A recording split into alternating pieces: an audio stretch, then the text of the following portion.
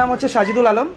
তো ইনি দাড়ি কাটেননি বলে, এই ছেলেটা দাড়ি কাটেনি বলে এই স্যার পরীক্ষায় বসতে দেয়নি নাকি। বিগত 1 ঘন্টা ধরে ছেলেটা বাইরে দাঁড়িয়ে আছে, এখনো বসতে দেয়নি। এটা শিক্ষা কেন্দ্র না আরএসএস এর কারখানা? শিক্ষকরা নাকি মানুষ তৈরির কারিগর? তাহলে এটা কিভাবে টিচাররা একজন স্টুডেন্টকে পরীক্ষা না দিতে দিয়ে 1 ঘন্টা দাঁড় করিয়ে রেখে দেয় শুধুমাত্র দাড়ির কারণে? দাড়ি রেখেছে বলেই কি সে ক্রিমিনাল হয়ে গিয়েছে? ভারতের সংবিধানে আর্টিকেল 25 বলছে প্রত্যেক নাগরিক তার ধর্মীয় পালন করার অধিকার রাখে। ধর্মীয় কারণে দাড়ি রাখলে সেটা মৌলিক অধিকার। তাহলে কিভাবে এই টিচাররা একজন স্টুডেন্টকে পরীক্ষা দিতে দিচ্ছে না?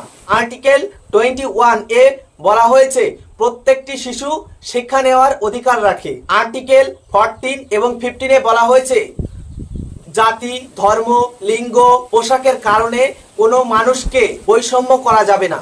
তাহলে এই শিক্ষকরা মানুষ তৈরির কারিগর।